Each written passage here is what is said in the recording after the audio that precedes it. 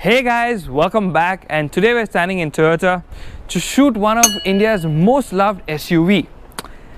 With that guys, ladies and gentlemen, presenting to you the Toyota Fortuner 2021.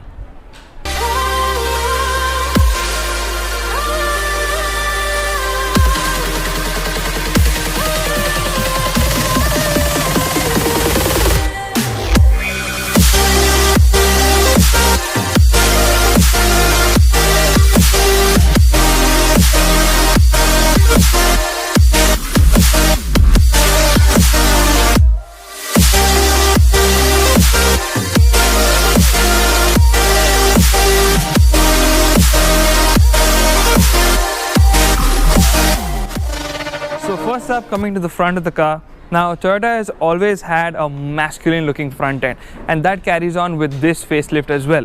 You have a new redesigned grille up front with a huge Toyota logo badge in the center that is so prominent that you can see it from miles away. You have this beautiful looking LED headlamps on the top that have a new DRL strip over here that looks perfect. You have a fog lamp set up at the bottom that is again LED. It looks a little bit tiny, but the throw is really good. You also have some sensors in the front for your when you park and stuff like that. You have this huge cladding in the front to make it look a little bit more aggressive and bold. The bonnet remains the same. You have the same styling on the top. Nothing much has changed on that. You also have your indicator lights along with a small DRL strip at the bottom as well over here that looks really nice. Up front, the car looks really nice, bold. It has this high ground clearance over here that really looks nice. Now moving on to the side, you have this massive tires over here with this huge alloy wheels that are wrapped in 265 rubber. The alloys are 18-inch in size. Now this is finished in your silver chrome, so it's chrome silver that accompanies the car perfectly. You have your body cladding moving all through the sides all the way to the back. You also have your stepper. Now this being a high car, you need a footstep over here so that you can get in and get out of the car, and it takes a lot of weight as well. You have chrome door handles to add to that more premium feel of the car. The side profile is pretty much the same. Nothing much has changed. It's exactly the same from the previous one. You have your roof rails on the top. You have huge windows over there. And let's move from here to the back.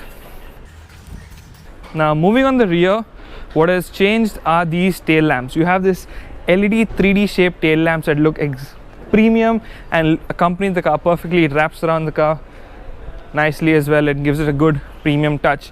The rear end, apart from that, is the same. You have your bumpers, you have this black cladding at the bottom, and your space saver tire as well is at the bottom over here, so it's tucked in nicely as well. Your Fortuner branding logo over here. You have a spoiler on the top, and the tailgate is electronic, so it's a really handy feature, and it helps you while getting stuff in and out of the car. Now with the seat up, this is the boot space that you have, and if you want more space, you basically need to fold the seats like this, and you can have ample more space over here. So that's a really nice thing. So now to shut the boot, there's also a quick access button. So you just hit this right here, and ta-da, the boot goes down. So now with that covering the exteriors, let's hop onto the interior and see what they have changed inside as well. Let's go. So now hopping onto this mammoth SUV. So, first thing what I see in front of me, let's just switch on this engine first. It's a bit hot right here. Let's put the fan speed. Okay. So what I see in front of me is an analog cluster with a digital meter in the center. So now you have this blue layout kind of analog cluster in the center that really looks nice. You have your fuel and your temperature, engine temperature as well over there. The steering wheel in front of me is nice. It feels nice to hold. It's leather wrapped. You have loads of controls over here to control the infotainment system as well as the cluster. And the good thing about this, it also has paddle shifters, which makes life a little bit more fun. So apart from that, the dash is well laid out. You have an all black interior theme going on. You have soft touch leather on the top. This is plastic, so you have plasticky bits as well. You have this piano black surrounds around the AC vents with a clock in the center. Over here in the center console, you have a huge screen in front of you that has loads of functions over here. So you can change your tracks, you can scroll through different things, you can connect your phone to Bluetooth. And the addition on this is you also have Apple CarPlay and Android Auto, which is a really good thing in today's day and age. So that's pretty much how it is. The touch is okay, it isn't the best in the segment, but it pretty much does the job for you perfectly. Now the car has been given JBL sound system, so you have a JBL player as well as a JBL sound system, so the audio is really nice. This is basically your home screen. Let's just play an audio and see how that is. So we are playing it from the radio station, so let's just check that.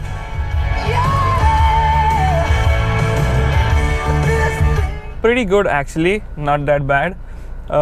Coming below that, you have your AC controls right now. So you have this is for your rear, so you can switch on and off the rear if you want.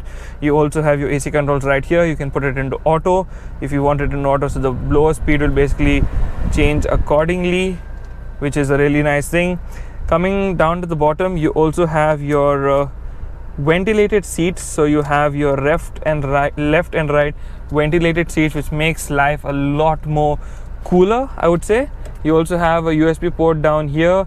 You have a 12-volt charging slot right here, and this button is for your four-wheel drive high and four-wheel drive low, whichever you want to use it in. Up here you have the key. Now this is the Toyota key, which is covered in plastic right now. Let me just show it to you. This is how it looks. You have this Fortuner badge on this, and these are controls of the key. It's a pretty nice looking key, and let's put it back into this cover. You have cup holders as well over here in front that you can cover this up nicely. You can open it if you want as well. And down here you have another slot over here, which is nice. You can house your phone as well over there, which is a good thing. Now here you have driving modes in this car. So if you see down here, you have Eco, Normal and Sport, in which what happens is the engine response changes as well as the gear response, which is down here. And if I open this armrest, you have your auto start stop, you have your traction control off, and this is your differential lock right here, which is a really nice thing as well. Down here, as I said, you have an armrest which is fixed, so you can't move this, but you have storage space under this, which is pretty deep, and you can store loads of stuff as well over here. You have a handbrake right here. Now this is a automatic transmission gearbox, so this is a torque converter gearbox, which is pretty decent. It's a bit laggy, but it's fine. I wouldn't complain much about it. Now you have two glove boxes over here, one that is on the top, which is finished in leather. So you open this up, you can keep your small tidbits here, and there's one at the bottom which you press this button and you have some space as well over there. Now a nice thing which is there as well are these grab handles. So you can literally just hold these grab handles and hop on into the cabin, which is a really good thing. In terms of the rear view mirror over here, it is an auto dimming mirror. So what happens is that you can also, when someone flashes high beam, it will automatically dim. You also have small illuminations going around over here in the cabin. You have these LED interior lighting as well over here, which is really good, and that's a really nice thing. Now let's hop on to the rear. Okay, before I hop on to the rear, let me tell you about the seats. Now the seats are really comfortable. You have really comfortable seats, and both the passenger as well as the driver's seat is electronically adjustable, which is really handy. So the view outside is amazing. You have this huge windows all around you, so the view is really nice. You also have your vanity mirror, which has illumination over here, so you have illumination for the vanity mirror on your driver's side as well as on the passenger side as well, which is a really good thing. Now let's hop onto the back and see how that feels to sit in. So now hopping onto the rear seat of the car, as you can see, I have good amount of knee room over here. I'm sitting a little bit up, So my thighs are actually, I don't have good amount of thigh support for people of my height, but that's nothing much to complain about because I have decent amount of headroom as well over here. So my headroom is pretty decent. Shorter passengers will find it a little bit more comfortable, but I wouldn't complain about that as well. I have my own AC vents over here that I can control right here, so I can increase, decrease my fan speed, or even put it off if I don't want to. This has LED illuminations over here, so I can switch it on, off, whatever ways I want it to be. I also have an armrest here in the center, which is adjustable, and I also have cup holders that are hidden away perfectly, so I can keep my cups here and go on those long drives as well perfectly. Not a lot to complain about. Visibility is amazing. You have good visibility outside the view over here.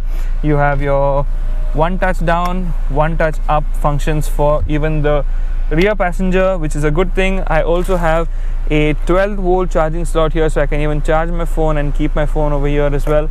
Now there's a hook on behind the seats over here that you can strap some stuff. You can carry up to around 4 kgs over here. You also have your magazine style holders over here, so you can keep some stuff, airplane style magazine holders, so you can keep some stuff as well over here. Now this car is also a 7-seater, so there are seats at the back as well. So let me show you how to get into the back. So what you need to do is a very simple thing. You need to just one lever, press this, and there. This is how it goes down. Now how you need to enter is take the step and you go at the back. So now for taller passengers it's a bit difficult because it's not this thing, but this is how it is. So now I'm sitting at the back over here. Let me just put this seat down. Okay, talking about knee room, I actually do not have knee room over here. Me being almost 6 feet tall, I am sitting knees up, so this place is meant for kids. Headroom as well, as you can see, I am pretty much squashed up over here, but for kids it is pretty fine. They will also have some space to keep their phone. So now even the window is a bit tiny, but for people smaller it will not be that claustrophobic at the back. But as I said, this place is made for kids or maybe even passengers that are smaller in size and length as well. So now let's head on outside and show you the engine bay of the car. So now let's open the bonnet of the Toyota Fortuner. So you have a heavy bonnet right here.